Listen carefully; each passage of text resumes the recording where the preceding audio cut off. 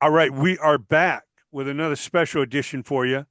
Our special guest is a world-renowned musician, DJ, everything you could imagine and more. It is Keith Roth. Keith, How are you, my welcome. friend? I haven't seen Welcome, you. man. I think the last time I saw you, we were out in Ventura together, right? Ventura Theater, the legendary Ventura Theater. It's just below Santa Barbara and just west of LA, and it's exciting. But as we did speak, to put a timestamp on this interview, LA is on fire. Hmm. There's a fire that just broke out in Ventura and Oxnard last night. There's fires burning on the west side of LA and the east side over here in Pasadena, Altadena, up north in Silmar, and it just seems like with the winds, I know there's any number of causes, but main thing is the community has really come together, and we feel a lot of love, a lot of support. There's a lot of donations, and they turned the Rose Bowl and the Santa Anita Park, the big racetrack, into donation centers where anyone that's lost their house or any problems, even just evacuated, can go get food and clothing and all that. So Yeah, I mean, we're our here to thoughts and rock and prayers have roll. been with all you guys. I mean, we've been glued to the television. Obviously, we have so many friends and family that live out there, and it's just heartbreaking and heart wrenching to watch that. And I'm always checking in with everybody and getting all the updates. So hopefully, they can get this under control much sooner than later. And we keep praying for you guys.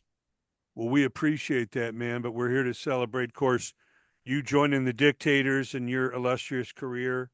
Well, We thanks. see credits including David Johansen, of course, working with Earl Slick, Cherie Curry, Cheetah Chrome, and all the people, and of course, your Sirius XM show with Boneyard and all that.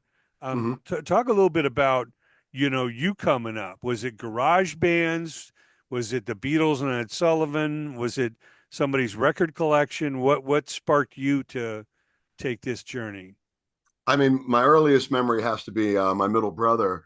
We were growing up in the Bronx, and my brother's like 14 years older than me. And the interesting thing about my middle brother is he actually went to kindergarten and elementary school with Handsome Dick Manitoba and Scott Kempner, top 10 from the Dictators. So Okay. it's ironic finding myself in the Dictators, but my brother was that classic 70s guy that loved music. In the Bronx, they had a lot of really cool independent record stores. There was a department store called Alexander's that had an amazing record department. As a matter of fact, one of my prized possessions is a signed Curtis Mayfield Superfly Oh, wow. that I believe was signed at Alexander's. But he always played music around the house and Cream and a lot of deeper stuff that I thought everybody knew. Like the MC5 and the Stooges and Zeppelin's, Black Sabbath. So that was that's when I got the bug, and I just remember that he kept his record collection impeccable, and if he had a little bit of a scratch, he would give it to me. He'd give me records, so I'm a little portable player. So that's where I really got my bug for music. I remember they were showing a Stones movie when I could have been in like second grade that night on like Friday night. Might have been Gimme Shelter, and I was Okay. excited to see it. So yeah, music's been in me as far back as I could remember. I mean, playing music wasn't something that I really thought about until I got into my mid to late teens. But Okay. the bug of music's, and I still consider myself a huge music fan as well. Sure. Well, you are probably a little younger to than real time watching the Beatles on Sunday night, but it Yeah. changed the world as you know. Oh yeah. Looking back, it was like a seismic shift. There were guys Hmm. in suits and ties playing the guitar. Of course, there was Elvis, and that started the bug. But here comes these young lads from Liverpool, and then the Stones right behind them, and the Who, and just it was An an incredible time, yeah, uncharted British war. invasion indeed. But Ed And Sullivan right there in New York, and the theater still stands where they performed three times. And as a kid, I was 5 when it happened, and my family moved us to England right after. My oh father wow, had a so you were church out there there, when it so was happening. Wow, that's every great. Thursday night I'm watching Top of the Pops and Yeah, yeah. all the legends, for the first time, and it's just incredible time. And then moving back to the States and living all parts, it's just It's been an It's amazing incredible. how many people reference the Ed Sullivan Show from all different genres of music. Whether it's punk rock, alternative rock, hard rock, metal. I mean, some of the guys that have been doing it for many years, they always reference back. Probably the Beatles number one, and one I've been hearing a lot lately, which I find interesting, is I think it was the Midnight Special when Steven Tyler and I think it might have been Ted Nugent with him Oh yeah. introduced the AC/DC to the world. Oh yeah. So I mean, a lot of the bands that started like in the later 70s, 80s have been referencing that. And that I do remember. I mean, I thought it was great Yeah. seeing AC/DC, but that Ed Sullivan and then the Stones, of course, as you said, and the Who. I mean, what a great show. I mean, think about the little bit of information we had back then. We didn't have the internet.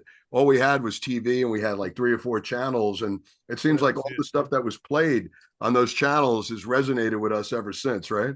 I mean, you talk to all the rockers, and everybody was watching Ed Sullivan on Sunday night. It seemed like, yeah, there were two other channels, but I don't know if it was Bonanza and Leave It to Beaver or what. But for Right. whatever reason, man, Lawrence Welk, everybody was tuned in to Ed Sullivan, especially after the first time. They Beatles played two more times, but you know you can only imagine the sale of cheap guitars and drum kits and little amps because like you talked about the department store that had a nice record department. They used to sell cheap guitars and drum Mhm. kits in what would be the equivalent of a Kmart, Target, or Walmart. I do remember them. Sears used to Kresge's, sell Woolworth, guitars. whatever they Yeah, were called. yeah, yeah. I mean, I remember Klein's had a guitar. I always, would look at it and stare at it, and it was like, what, $30 back then, which was Right. a huge amount of money. Yeah, I mean, Yeah. but yeah, I mean, department stores were great. I mean, Alexander's, I mean, Corvettes. You walked in there, and there's just so much history. There was, I remember walking into Corvettes, the atrium of like all the iron-ons. Like the Led Zeppelins, the Yeah. Pink Floyds. Ass Gas or Grass, nobody, and then you walked in there, and it just seemed like it was like a mini mall that had everything you needed. And the You know, record departments were great. I remember Corvettes had this thing called the punk rock wall back in like 77. I was a real okay. small kid. And if I threw out the garbage and, did all the errands at the end on a Friday or Saturday, my parents generally always would go shopping on those nights. I would get a record. And I remember looking at the Corvettes wall, and it was like, I guess that's when CBGB in New York City and the punk rock was happening. And I saw the Ramones and the Dead Boys and the Sex Pistols and Patti Smith and television. And I bought, I think it had to have been Rocket to Russia Okay. as an impulse buy. And I came home and bought that and heard, and I'd read about the Ramones and, Yeah. I heard mixed reviews, but I just heard it was heavy and not good or great. It was like and I bought that Rocket to Russia record. And that was a record that really changed my life because Oh, that no is, question. I and remember getting that record myself. I like you, kept hearing about the Ramones, but they weren't on the radio. They weren't like in concert where I was. But Rocket to Russia, you dropped the needle, and it was so catchy. I always referenced. I called them like the Beach Boys on speed because that's all the exactly it. songs were super catchy, but it was super fast and that buzzsaw guitar and then finally saw him live and did a lot of promotions for those guys. I see your Yeah. Rock and Roll High School cover on your wall there. Yeah, I yeah. I mean, the don't weird have thing, them. there's a Ramones documentary coming out, and I'm actually in it and talking about when I auditioned for them. But when I auditioned for the band, it was right when CJ got the gig, and apparently it was a big thing because I went back twice, and at that point, I really wasn't a good musician, but I knew every Ramones song under the sun. So I played in a lot of bands that were not very good, but I remember auditioning for the Ramones and like, wow, this is the first time I've ever played in a band that sounds great. And it was incredible looking over and seeing the first audition was only Johnny and Marky, but I started laughing, because it's like, these guys are my heroes. And I really could tell this is not a dream and it's really happening. And I sound good. I finally sounded good. And then, I mean, season wise, I was not ready to be in it, but I talk about this stuff in the documentary. But what a great band! And then later on, I was in some bands that got to open for them, and they always brought it live. And it's sad because none of them are here to enjoy it. And I know Joey especially would have appreciated all the acclimates, especially the Rock and Roll Hall of Fame. And I was pretty honored to become friendly with those guys, and I stayed in touch with Joey and Johnny right to the end. I didn't really know Dee Dee that well, and I know Mark, and we get to, we talk every now and then or do interviews, but I consider those guys friends, and to me, behind the Beatles, they were probably maybe top five most influential band ever.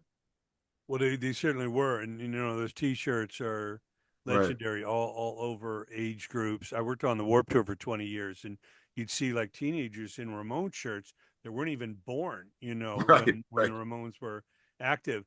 And I helped promote a lot of those early shows in the Northwest before I moved down to L.A. and did major promotions on the Rock and Roll High School movie and End of the Century, of course, the Phil Spector album. But I I love was that album. I'm yeah, one I of was also a part of, and I documented and did a lot of interviews at their final show there at the Palace Theater, right. Right. right across from the Capitol Records Tower. So the great Monty Melnick, of course. Oh yeah, Monty's always the go-to guy for all the inside information. Great historian, but everybody was there, and everybody was on stage. Tim Armstrong from Rancid, Henry Rollins, Rob Zombie, Eddie Vedder from Pearl Jam. I mean, what that was so crazy is they're getting honored, and I was there at the memorial for Johnny when he got buried, the statue at Hmm. Hollywood Forever Cemetery. And of course, Dee Dee has his headstone there, but Hmm. everybody was there. Chili Peppers, Pearl Jam, you name it. Soundgarden. Matter of fact, Chris Cornell's grave is right next to Johnny's now, but it just seemed like they had to die to get the recognition. They had to break up to get the recognition. It was insane. It was It Monty was would just always say, it's like, just how it hey all man, happened. Like as you said, with Joey passing, and Joey was still in his 40s, and then and then Johnny, and then Dee Dee, and then then Tommy, and then even their manager Gary Kurfirst, and it was such so sad because those guys really should still be here and enjoying the accolades of how hard they worked. I mean, they worked really, really hard, and oh my they god. got in the van, no egos. They went out there, they delivered the goods every night, and one thing about their records, some people say, "Oh, this one." I think all their records are great. I really do. I liked all the twists and turns they took. I love Pleasant Dreams. I mean, what really got me back into them was when Halfway to Sanity came out in '87, because I had my Ramones moments. Those first three records, and a lot of people kind of after End of the Century and Rock and Roll High School, which I thought was a great film, and I saw it a million times. But I just remember seeing it. I'm like, oh man, the Ramones, and that's when I went fully back into all my punk rock, all the stuff that I grew up on, Iggy, at that point, because music had become really homogenized at that time. A lot of '80s stuff. It was just all sounding recycled. All the bands looked the same. It was like a formula, two rock songs, a ballad, the videos. It was like almost like a factory line. And then I'm like, the Ramones. And then I kind of dove back into everything that I grew up listening, my brother around the house, and refollowing the Ramones again. And I never really looked back since then. I mean, I'm kind of, I'm a throwback.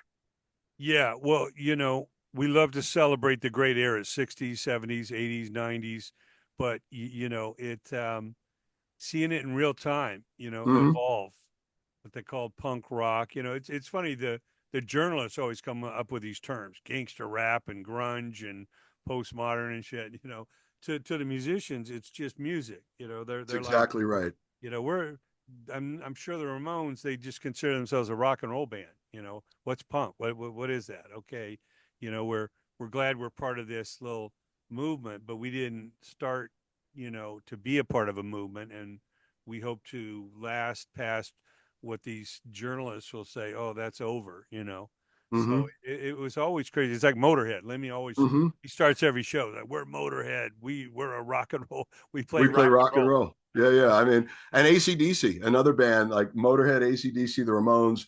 If you bought a record from them or you saw them live, you always knew you were going to get the goods. I mean, always delivering the goods. And that's why, I appreciate all those records got made. I mean, people don't realize that it's a band where they're at that mindset.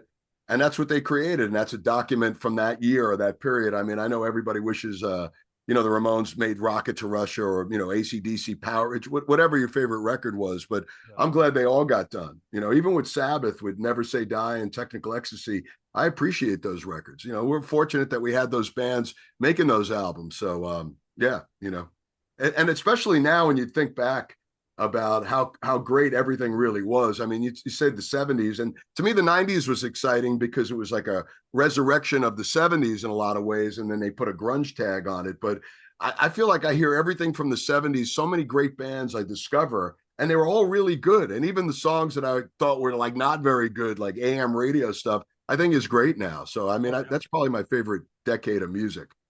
Well, no doubt about it. And at the same time, I'm in there doing promotions for the Ramones. I help launch and promote AC/DC. Did all their first shows in the Northwest, and actually went on a leg of the Highway to Hell tour with them, That must which have was been great. Bon Scott's last tour.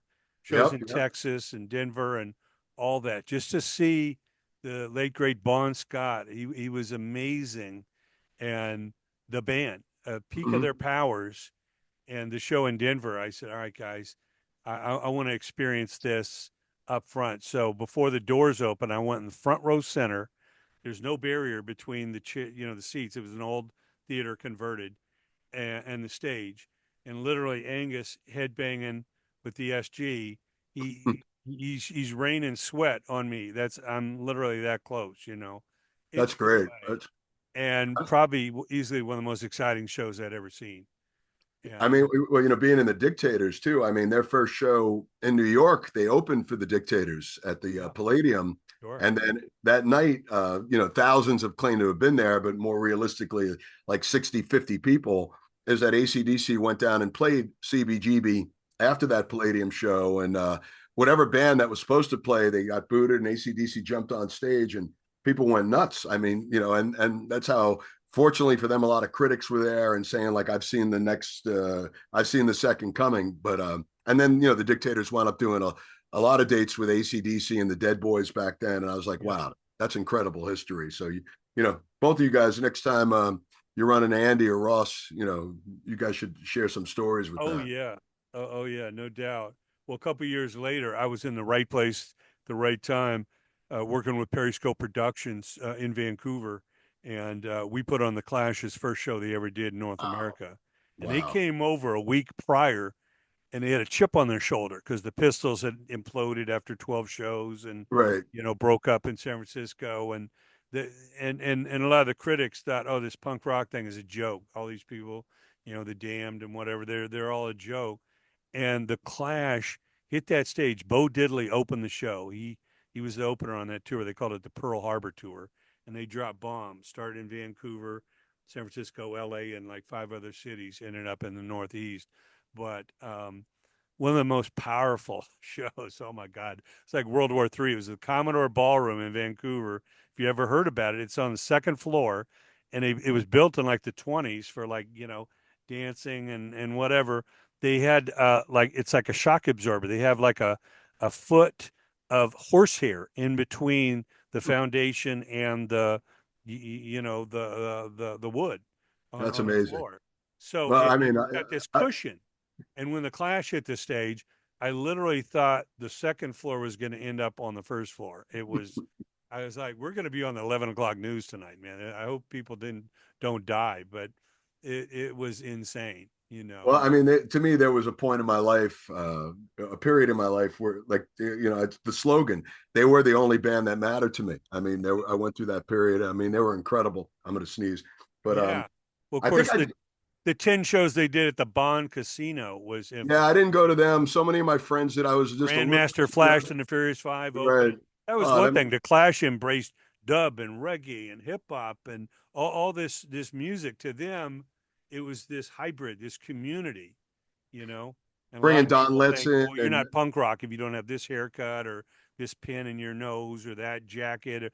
And they're like, no, fuck that. It's all about expressing yourself. And I do appreciate that. Joe Strummer, Mick Jones, Paul they're, Santana. I've interviewed Joe a lot, and I really, love Joe so much. I mean, the last interview we did with him, was shortly, like literally weeks before he passed away, at the Gramercy Hotel, and Yeah. I guess he was promoting the second Mescaleros record. What was that? Gosh, why can't I remember it? The white cover with the, Sure. but he was just. We were supposed to promote the record, and all we were doing was just talking music. I mean, how much he loves music and how he appreciates bands, and like opening the door. He never saw any kind of segregation, whatever music you played or anything. He was just a beautiful soul and spirit, and man, the world could use Joe Strummer right now, Oh, no no doubt. doubt. I worked with the production crew at the US Festival in Mm-hmm. '83 when coming off the stage, Mick Jones went that way and Joe Strummer went that way. And they just, kind of imploded. They had peaked, with Combat Rock, and just the whole spectacle of, both Van Halen and Bowie got $1.5 million to play at the US Festival, and the Clash got a half a million. And there was all this controversy and, are you going to give the money back? Are you going to give the money to the poor? And, they're like, well, we should be getting paid what they got paid, and then we'll give money. So there was just Capitalism's all that right. I yeah, get it. that friction, but Yeah, while they were together, I mean, the double London Calling and the triple Sandinista, I mean, it was Sandinista. like Yeah, insane the output they had. I like Sandinista too. I think maybe it was too much as a triple record, but you It could was. you could definitely make a classic Clash record as a single. I mean, that would have been maybe their best record they ever made if they, cut it to a single record. I think Mick Jones was telling me that they made it because they read about a story where these sailors go on a boat for like 3 months at a time, and there's a PX store where they could buy records, and they wanted to make sure that these guys, if they were going to go on a boat, that they got their money's worth. And I think that's why they kept it at that price. But they were thinking about Yeah, like sailors being on a submarine for months that loved rock and roll, or people they met, sure. something interesting like that. But yeah, I mean, I think the only disappointment the Clash ever gave me was the Cut the Crap record. I Yeah, mean, I went to that show at the Long Beach Arena, and I was like, what?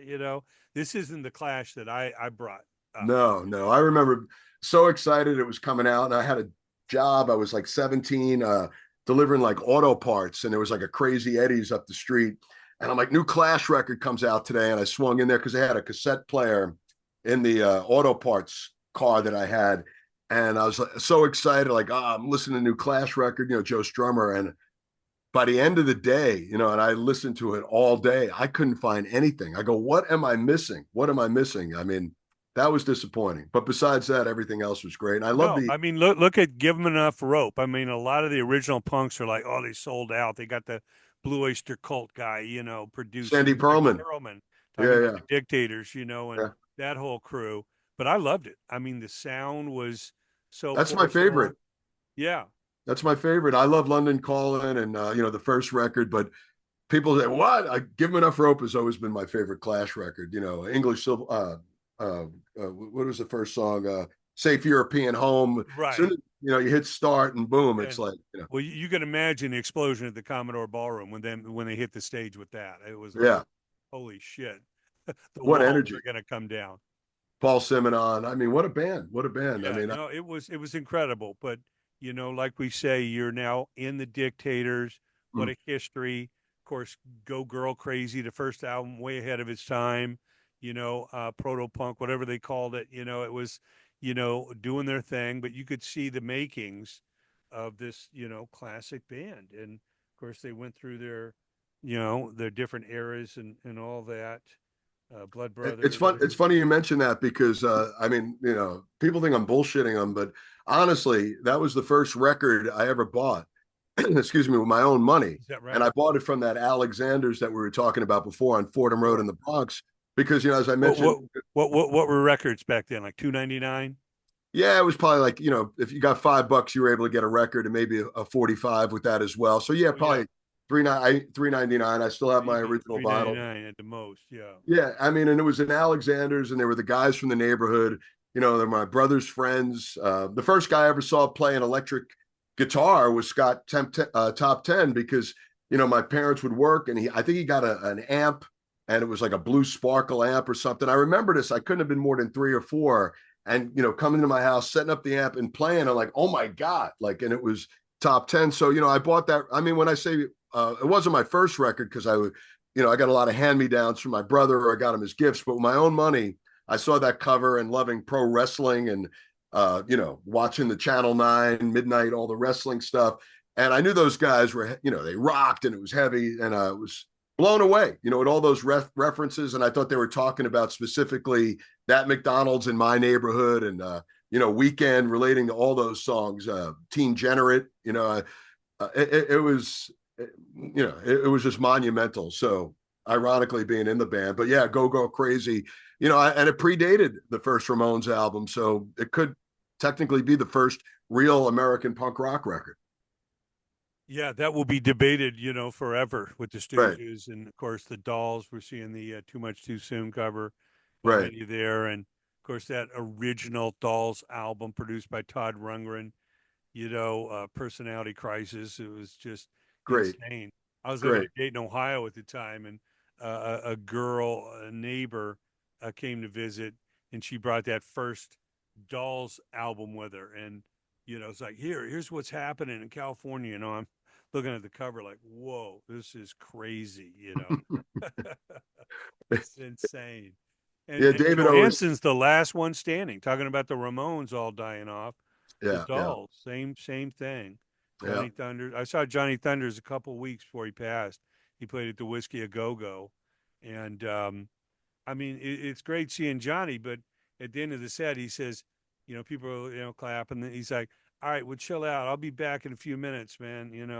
And he goes up and shoots up in the dressing room, comes back down, does the encores, all fucked up, and he literally they played San Diego like the next night, and the rumor was the club owner called the cops on him because he was fucked up on stage and given a half-ass show. And he Hmm. literally called the cops. And I don't know if he was arrested that night or what, but that's kind of insane, with the club owner Yeah, calling the yeah. police on the artist's mental or physical condition. But yeah, he died like 2 weeks later down in New Orleans. Yeah, I saw him probably about a year before he died. He was playing the Fast Lane in Asbury Park, and he was opening for Newt Swirl. I remember that show, and he just looked sick. Like, I mean, like, he always looked like Johnny, and I mean, always like this gorgeous looking junkie, the whole thing. But he just looked really gray. I mean, he Yeah. looked different. Like there was something really physically wrong, and and then I know he had come back and did, like, I think some acoustic gigs in like Hoboken. I didn't get to see that. So the last time I saw him was with Newt Swirl. It was probably 91. And he died in 91, right? It might have Yeah. been 90. Yeah. It was around that time. Yeah. But Yeah. yeah, you think back of the promise of the Dolls and then forming the Heartbreakers, with Right. Jerry Nolan and of What a course, band, right? I mean, that LAMF record and So Alone record from Johnny. I love those. I love those records, man. I loved him. What yeah. a personality. I mean, you could imagine if they had better production. If you put Sandy Pearlman in the studio with him for the LAMF record, it would have been monstrous. I'd love to have Ed Stasium get those tapes and remix it, man. That would be special. I heard what he did with Tim for the Replacements album. I mean, give him to Ed. Let him remix that Yeah. LAMF record. I think Hopefully people they can find the tapes, man. That's one of the things. right. Not only these On the fires out original here in two LA inch. now, but about a decade ago, there was a backlot on the Universal Studios that burned. It had like thousands of original masters tapes Yeah, still I on. remember hearing that. Yeah. It's sad that a And lot of some that of the history. acts were like trying to sue Universal, like yeah, how can you let that happen? These were original master tapes. They But should be remixed and all that shit. I'm sure it's at this point, everything is all digitized now. I mean, something like that most likely wouldn't happen, but you think about all those tapes that got destroyed, and that's why people will never. I remember talking to Richie Wise. You remember Richie Of Wise course, from yeah. from Eddie Kerner and Richie Dust. Wise, Yeah, and first two Kiss albums and Dust and all that stuff. Dust was great, but he said that he can't listen to Hotter Than Hell, and it's unlistenable to him how much he loved the first Kiss album. But the second one, he said it's like nails to the chalkboard. I don't find it that way. I love that album actually, and he said he would love nothing more than to remix the album. And I had mentioned it to Paul, Stanley, I said, hey, dude, I talked to Richie about it. He goes, well, I like the way Richie's thinking. He goes, but those tapes have been destroyed. So just basically, reiterate, validating what you said. A lot of that stuff, can't be found. A lot, even the stuff that was recorded in New York, I think went out to LA to be housed, right? Probably. Yeah. Yeah, Yeah. that's why I love doing these interviews and, archiving and basically helping people tell their stories because Mm. it's so sad every week reading another obituary and it's like, damn, it's like Sam and Dave. I was trying to interview Sam Moore for the last couple of years and his wife just didn't accept the offer. She's like, he's not feeling too well and everything. And and same thing with BB King and so many, Greg Allman. I was trying to Leon Russell. I was trying to talk to these guys, but in their last years of touring, their handlers are like, no, he doesn't talk on show days. He's barely got enough energy to get through the set. Mm-hmm. No Right. talk, no interviews, don't want to talk, and then they're gone. And not that one interview would change the world, but I think there always needs to be, substantial, archiving of I their agree. stories. I mean, I did when I first got into doing radio in 97 or 98. It was 90. I got to think about it. We did the 20th anniversary. And so in 98. But Okay. I think about all the people that used to come down and do the show, like the Ramones. They all of them did the show. I mean, and you know, uh, John Entwistle and there's Joe Strummer. I mean, so many of these people are no longer there. And Sure. fortunately, I do have all the tapes. I think I'm missing like two interviews for the 25 years I did that show. But Okay. it was just yeah. And as you know, doing an interview, it's you usually get the best out of these artists. If they really they enjoy telling the stories, and they tell it more different than when they're doing a press run. Oh With the same yeah. questions over and over again. And I mean, Joey used to come down and DJ with us, and he had a bit of obsessive compulsive disorder, so he would have a playlist. And fortunately, we had a cool program director that understood that, like, all right, Joey's got to play every single song that he picked, and but just the stories in between there, and him as a fan. And he used to actually call me. My wife used to bartend when I had my first kid, and Joey knew that my wife bartended on Saturday nights, and so she would leave, and we'd get on the phone and talk music, and we'd talk Cheap Trick. And I remember he was really into this Navajo punk band, and but and I regret some nights because it was always a 3 or 4 hour conversation, and he just loved talking music. But some nights when I saw the Jeff Hyman on the caller ID, said, "Man, not tonight. I don't have the energy," or just Yeah. I regret I Now didn't. you wish you could have just hit a tape recorder and let him talk into the recorder for 3 hours. Every time, and just how much he loved talking music. And I miss those moments with him because he was a big music fan. And Johnny too. Johnny loved music. And it's the two guys. I mean, the Ramones are like four guys, getting back to them for a second, but four of the most different personalities I've ever seen in a band. Like, you talk about four The right totally wing opposite. and the left wing and Yeah, the whole thing. And it somehow it worked for all those years. But yeah, but archive, and I have most of my stuff archived. I got to figure out a way to put it out there. I have an interview where me and Joey interviewed Alice Cooper, and Joey got emotional, like, because he was a huge Alice Cooper group fan. And uh-huh. there's a point in the interview, and I've told the story many times, where Joey said to Alice, Alice, I always loved you and the group. And when I get depressed, I put on I Love the Dead, and it brings the sunshine in. And Alice, without missing a beat, goes, I wouldn't tell your therapist that. But, you know, but Alice also said, the Ramones and the Alice Cooper group together could sit there and get together and play 1,000 songs. And he was so right. They, have all coming up from the same school and the same influences. Maybe the Ramones were a little bit younger, but, Yeah. it all goes back to that source. No, I But always find it incredible that while the Alice Cooper group's out here in LA from, Phoenix with the Frank Zappa, couple records they made going into, Love It to Death and Bob Ezrin up in Detroit.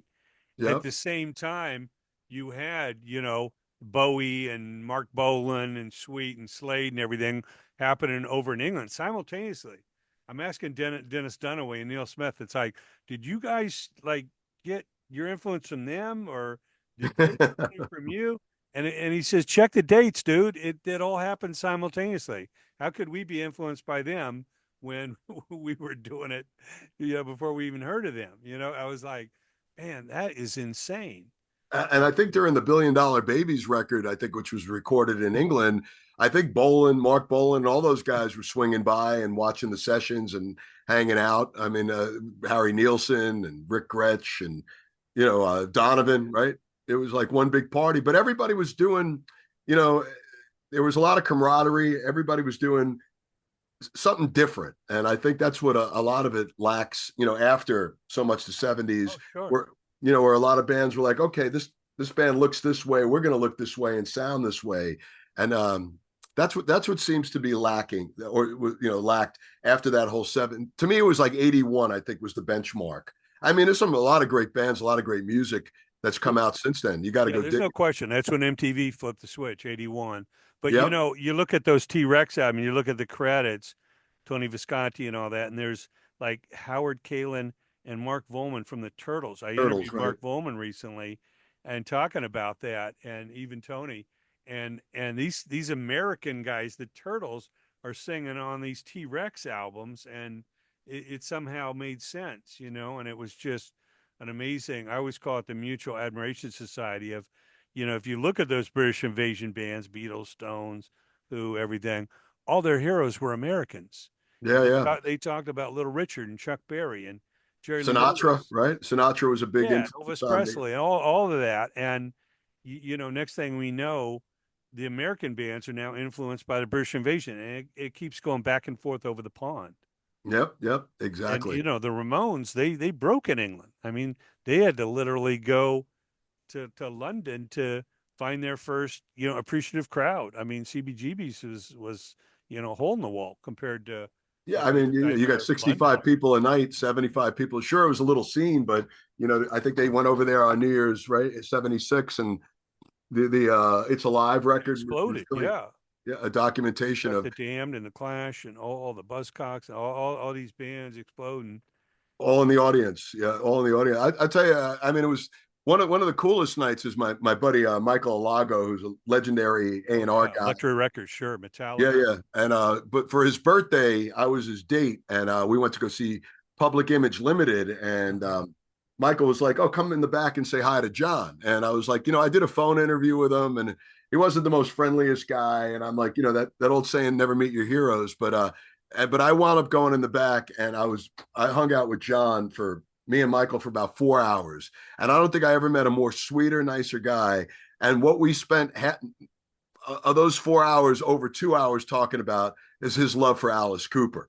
And it was, and it just, that was a really cool moment. But he was referencing, seeing the Ramones when they all came over there, and, how the Clash were in attendance. Everybody, Billy Idol, all those guys witnessed that. And that's really how punk rock, the bug really, I think, kicked off in England.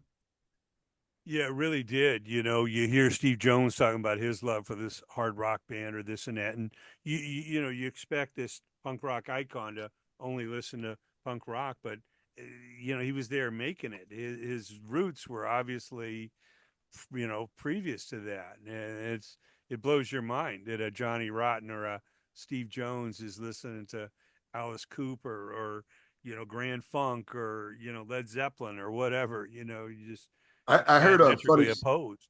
I heard a funny story about Steve Jones. My buddy Jim told me this. He said that they asked him, what he listens to, I guess, when the Pistols came over on that 12 city tour, whatever it Uh-huh. was, before it blew up. And he said Styx and Foreigner. And the press thought he was taking the piss out of him, but he was Yeah. being sincere that he was listening to Styx and Foreigner. He was like just being honest. Like, they thought he was joking. He loved on Boston, I think it was, those three bands. Yeah. Yeah, no, it's incredible, and I love hearing Steve's tales of being a kleptomaniac and literally going into the Hammersmith Odeon and pinching Bowie's mics and some gear, during the Ziggy Stardust tour or something. I don't know if that was literally the last shows, where Bowie announced he'll never do it again or what, but you know, and I know Steve's not proud of it, but he's talked about it a lot. So I think he even got Sylvain's guitar too, right? Somehow didn't he wound up with that white Les Paul at some point? I yeah, think he might have given it back to him before Syl passed, but yeah, going up there. I guess right. He did multiple nights at the Hammersmith, and that's then right. And he kind of when they ushered the crowd out, he hid somewhere, and he right, said there was one guy sitting in the third row that was supposed to watch the gear, and he waited till he saw that guy slump over, and fall asleep. and he had enough time to. I think right. He Yeah, grabbed Bowie's mic and headed out maybe. the back door, had a little minivan in the alley or something. And he said he even came back for a second trip, and the guy was up. So it's Well, I mean, even I'm sure David knows that. So I'm sure David and all those he guys. talked to David about it, but Yeah, yeah. yeah, I just saw a documentary recently on Mick Ronson. Man, what an incredible force he was in that band, and you know, L.A. obviously in the late '70s with the explosion of Van Halen and Randy Rhoads joining Ozzy Osbourne and this whole explosion, and Randy Rhoads' older brother told me the story. He took a young Randy, guy he must have been like 15 or something at the time, to see David Bowie, Ziggy Stardust and the Spiders from Mars at the Santa Monica Civic. He said the next day, Randy's like getting a haircut like, Mick Ronson and putting polka dots on his guitar and shit. It was That like was life changing for him. when I first saw Randy Rhoads, and I saw him with the white Les Paul. I said, "This guy loves Mick Ronson." And then I heard that solo and "You Can't Kill Rock and Roll," and I mean that's Moon Age Daydream. I mean that is hugely influenced by Mick Ronson. Yeah. I had the honors of meeting Mick on my 22nd birthday when he was playing with Ian Hunter at the Stone Pony, Sure. Asbury Park, and they were playing there. And I snuck into sound check, and I was I was, and Steve Jones was opening for Oh, that. But incredible. Mick Ronson right at the bar with Ian, and I just jumped right in, introduced myself, and he was like the nicest guy in the world. It was so cool. I got a picture somewhere on my Facebook page. If you really want to go digging, there's a picture of me and Mick Ronson. That was Oh, wow. I my love it. 22nd. But he was so cool, and I even loved the last thing he did. He produced that Wild Hearts record, which I thought was an amazing album, Earth versus Wild Hearts. Long live and a Ranger. I mean, the stuff that he did with Oh, Lou God. Reed on Transformer. I mean, forget about how great that was. Yeah, I mean, just Rangers. hearing all the young dudes like being played at the Freddie Mercury tribute, at Wembley Stadium was just awe-inspiring. A who's who out there singing Yeah, along. But I yeah, saw that. I saw that Mick Ronson documentary. They did that very well. yeah, both that show and Kelly Rhodes, Randy's older brother, took him to see the original Alice Cooper group, Long Beach Arena, and those were the two shows that just did it in for him. And you kind of wonder if that original Alice Cooper group would have stuck together. Alice was so drunk and went solo and all that, and decided to not split the pie, five ways. It's like, wait a minute, after Billion Dollar Babies, I know they were kind of burned out with Muscle of Love, but a band at that peak of their powers, what did we miss if that band could have continued for another four albums? They just needed a year away from each other, I think. I mean, yeah, and listen, Muscle of Love, I thought was a great rock and roll record. I thought Jack Douglas did a good job. Just kind of stripping it back. It would have been a perfect holdover record. And I don't think, because I've known Dennis and Yeah, and Neil and Michael for years now. I mean, yeah, it's hard to believe that I've been friends with those guys for almost 25 years. But they, I think they were all going to do their the band Billion Dollar Babies or right, Battle Axe, and he was yeah, going to do Welcome, and I thought they were going to reconvene. But looking back, getting back to records that I'm glad got made, Muscle of Love was one of them. But that would have been nice for them. And I know they reunited. They did some stuff throughout the years on some of Alice's records, which is cool. But I would love, get Ezrin in there and just get those guys in the mindset of, maybe too late, but I don't know. Alice, he's still like the hardest working guy in showbiz. oh yeah, no, he's incredible, and he's good friends, with Dennis and Neil and everybody. But Yeah, still, you kind of wonder. It's like the rug got pulled out from underneath him because Alice Cooper was the name of the group. It wasn't a right. guy. That was Vince. It was Alice Cooper was the group. Yeah, that's how I definitely look at it. Those records as the Alice Cooper group, and with Vince as the lead singer, and then Alice is Alice. After that, and he's made a lot of great records on his own too. Yeah, but what a history! And I'm looking at your wall, and you got so much up there with Shaft and Led Zeppelin 4 and British Steel and the Mott the Hoople album, the Yeah. Runaways, Queens of Noise. You could see it all, huh? Yeah, yeah. I Yeah, mean, man. that's my obsession, collecting vinyl. I started doing that years ago, and Well, I it was interchange as them. important as the music. Yeah, You drop the needle and you would just stare at the cover and read the credits, and that's somebody all like we you and had. I would be diving into, well, where was it recorded? Who Right. mixed it? You know? Who mastered it? Yeah, I Yeah. remember Oh, Friday nights. We'd be hanging out at the trestle drinking, and like, oh wait a minute, Kirshner's rock concert. Whose house can we go to? Or splitting up because that was it. You'd get the TV guide and you'd see like, oh wow, AC/DC's playing on Midnight Special yeah. or Kiss is on Don In Kirshner. concert. Right. Midnight Special used to tape right up the street. I'm a mile from the old Burbank studios of Oh wow. NBC. Yeah, yeah. And the Tonight Show was in one studio, and I literally, when I moved here in '80, got to see a taping, with Johnny Carson. As I'm coming out, there's like a stagehand saying, "Oh, would you like to go see Midnight Special?" Fuck yeah! It was right across the hall, man, and it was literally that's where they filmed all those. Of course, Wolfman Jack hosting, and all those incredible and they made everybody perform live, unlike American Bandstand, which was a lip sync, which still was great. Just hearing Dick Clark interview the artist, and that was done at the Prospect Studio in Hollywood, ABC. But the Midnight Special was live, and It Don was Kirshner's live, and was I remember live. the Dolls Concert was performance live. was they were on midnight, that iconic performance, right, with the Dolls right after Too Much Too Soon came out. Oh, sure. Was that Midnight Special or was that in concert? I can't remember. Um, I think it was Don Kirshner's Oh, that's right. because But right, of course. because with his show, they didn't necessarily have a set studio. He would make deals with the concert promoters and take his TV cameras and go shoot an actual show. Same with In I, Concert; they were actually filming concerts. But Midnight Special was a stage and the whole deal here in NBC Burbank. yeah, that's amazing that you got to experience that. I remember though, getting back to that Dolls thing on Don Kirshner. I remember seeing that when it actually happened the first Yeah, time, and I was, I couldn't have been more than 5 or 6 years old. I mean, I was always an insomniac, but I or maybe but I was just absolutely floored when they did Stranded in the Jungle, and Thunder's doing Chatterbox. I talked to David about that. He gets into his historical Dolls moments every now and then, and that's when because I've been working with the cat for so many years, but when he starts talking about the Dolls and sharing some stories, I mean, that's when I just shut up and I don't interrupt him, man, because he's got incredible stories. I always told him to write a book, and he's like, I'm gonna wait till I have complete Alzheimer's right before it kicks in because I don't want to make any enemies while I'm still functioning. But he's got some really good stories that so I wish. what have you been doing with David? What's your thing? Well, I've been working with him for well over 20 years. Okay. I produce his Mansion of Fun show at Sirius XM that we've been doing that since the early 2000s. I was part of the Johansson group for a So while. he picks the playlist, and then you start doing the stories in between.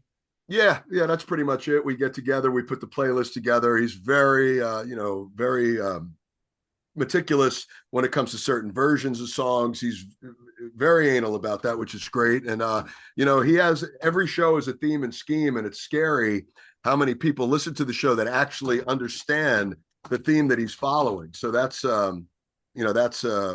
pretty genius the way he does that. Yeah, so I've been doing that for a long time, and then I had the honors of playing with him in the Johansson group, and we had a lot of fun. We haven't done that since probably like 2015 or 16, but he put me as his musical director. We did a lot of great shows, and basically it would just be the first two Dolls records and the first Johansson group record, and Yeah. so once in a while we would dive into the second one, and we had some amazing shows. A lot of people that used to go see the Dolls said that this was one of the closest things that he had done to that, because we paid respect to the music and we had a lot of fun doing it. At this point, I'm not sure if that'll ever happen again, but that was we had a nice 5 or 6 year run of doing those shows with him. That's cool. Yeah, I remember hanging out with him in Boulder, Colorado. He was promoting that first album, and it was it was like a little club called the Blue Note or something. It's literally in the middle of this walking mall, in the college town. Matter of fact, I saw the Dictators in that same college town a couple weeks later. But yeah, they were just so cool, invited us in, signed all the Dolls albums and stuff. And, it was a small club. So we're just up front, you feel like you're part of the band, with literally the players right there. Yeah, I saw the Dictators. They played it was like a ballroom on the campus, University of Colorado. And I remember how rowdy it got. Somebody threw a beer at Manitoba. He grabs the mic. He says, "Is that all you got?" And these pictures are flying, and the band, Ross is ready to dive in the crowd, and I'm talking to him afterwards, and they said, "Well, get ready, man. The Dead Boys are coming right behind us any minute now." yeah. I mean, yeah, I used to play with Handsome Dick before, doing this gig. Yeah, he's a great entertainer. I wish him well. I hope things are going good with him. Obviously I haven't really spoken to him in many years, but Yeah. he's a character. He's a character Yeah, for sure. that's for sure. All these guys. Stiv was a character. It was so sad to hear him, pass over there in France. And you know, I do interviews every once in a while with Miles Copeland. He talks about those early days of the Police and Lords of the New Church and the Go Go's and all these, IRS record REM. stuff. Yeah. Yeah, man. It's just it was such an amazing time, and I was one of the first promoters for IRS. I was there the day we signed the Go Go's, and we all went from it was a place called Kelbo's, Polynesian. Everybody's getting drunk with a little tiki, torches and stuff. And after they signed the contracts, we all went over to Paramount Movie Lot right there on Melrose. And I don't know if you remember A Music War, Of but course I Miles did. had compiled all these live video, of all the new wave, all the punk bands, everything that was happening. And it was so great. He had his little brother's the drummer of the Police. His other little brother, Ian, is the head of FBI, Frontier Booking International, booking all the bands. And here's Miles, the head of IRS and CIA. And I mean, it was insane, what a spirit they had. I remember love watching that movie when it was on, the kid on MTV, and then seeing it at the midnight showings with Let There Be Rock and Up in Smoke and Song Yeah. Remains the Same. A lot of people were like, "Oh, I wasn't." A lot of the hard rock guys didn't like a lot of the alternative stuff at that point. But Rock and Roll High School was always something that everybody met in the middle. But Erga Music War, and I found that fascinating. Even a very young Joan Jett at that point, right? Oh yeah, all of them. I just hung out with PJ Souls, I with love Riff PJ. She's Randall, of sweetheart. course, Yep. recently.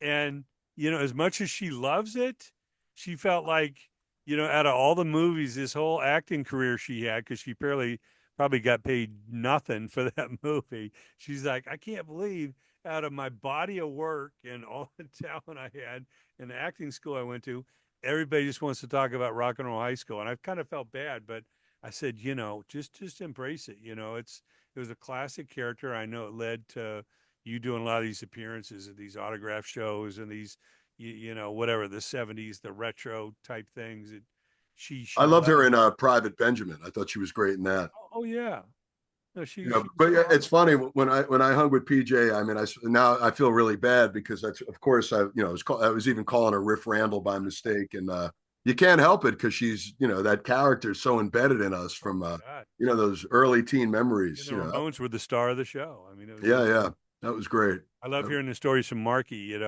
of the actual high school blowing up. He said Yeah, that wasn't CGI, and we're in leather jackets, man. I felt the flames come up the back of my hair, man. It was like literally, these days everybody's so PC they wouldn't even let anybody within a block, and they're I know. literally, That's a scary thing playing the too. With drums AI. literally while a giant building is imploding behind them.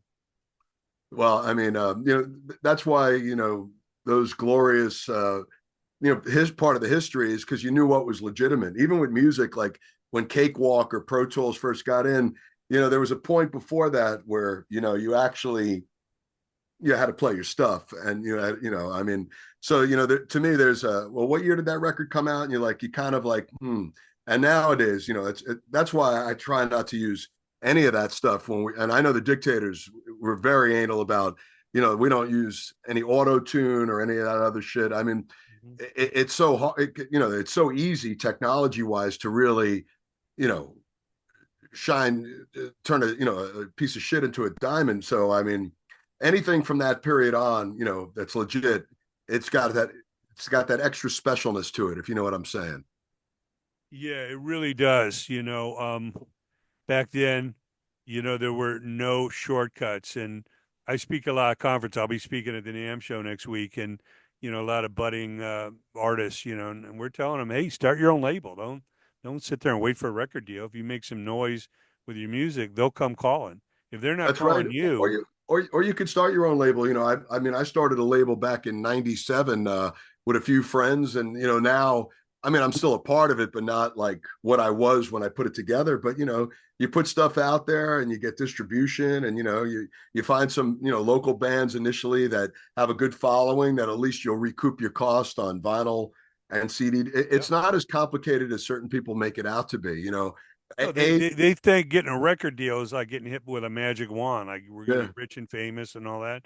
And when I tell them that I helped break these bands, from late '70s through the '80s and beyond, with no internet, no cell phone, no computers, no Mhm. social media, no texting, they're you just see their jaws drop and smoke come out of their ears. Yeah, it was a different time, and you had to be good. You had to be really good back then. I mean, that's the big difference. I mean, now somebody can go on YouTube and just it's amazing what happens. But I mean, hey, listen, the cream always rises to the crop.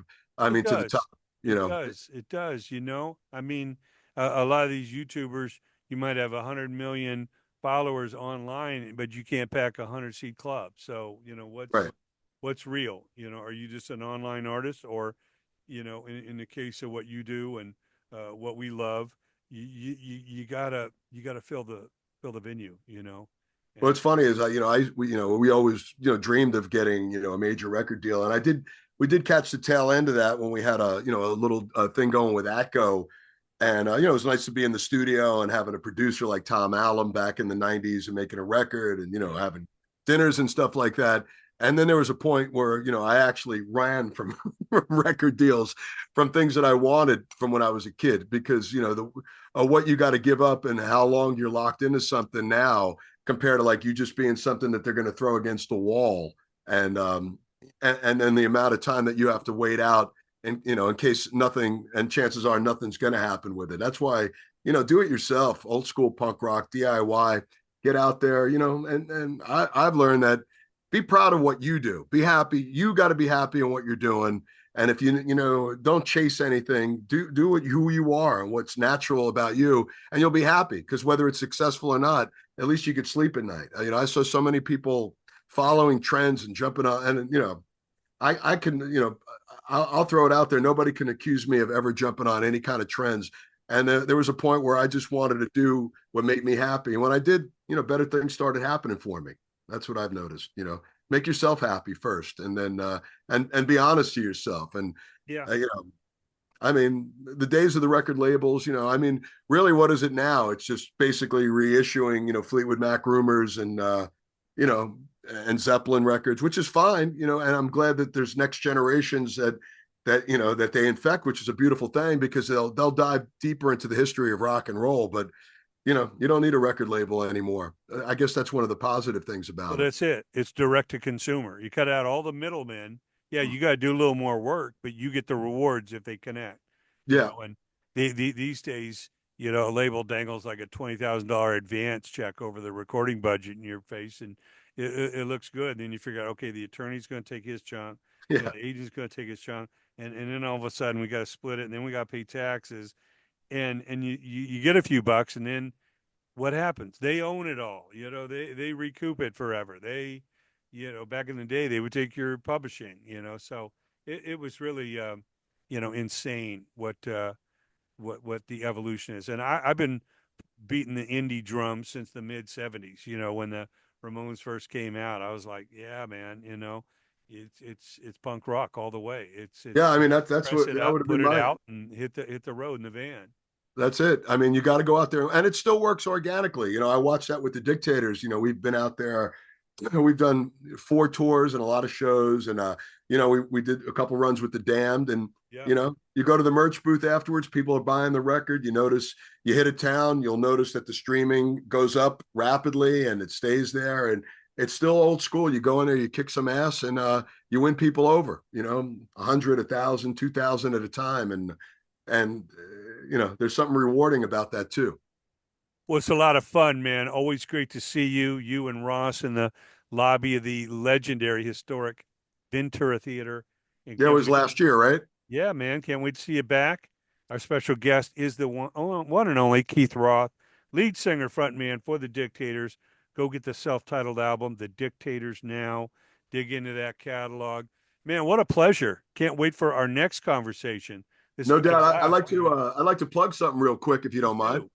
I got my solo record called The Law of Diminished Returns. It's coming out on March 21st. Yep. The first single's out there now called Don't Feel Like Thinking Today.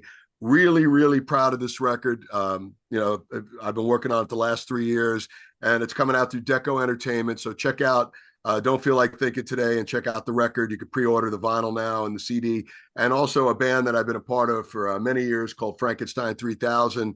We Sure. just released a 25-year compilation record. Some of the songs been remixed, remastered. You were mentioning David Johansen. He's on the record. He does a Babylon with us, the Dolls song, and a lot of cool guests. And it's two things that I'm very proud of. And of course, the self-titled Dictators record, which I'm beyond the moon about. And we're actually, believe it or not, for a band that makes a record not very often, we're actually in the thick of doing the follow-up to the self-titled Dictators record. So we're hoping to get a big chunk of it done before we get back out there later on this year.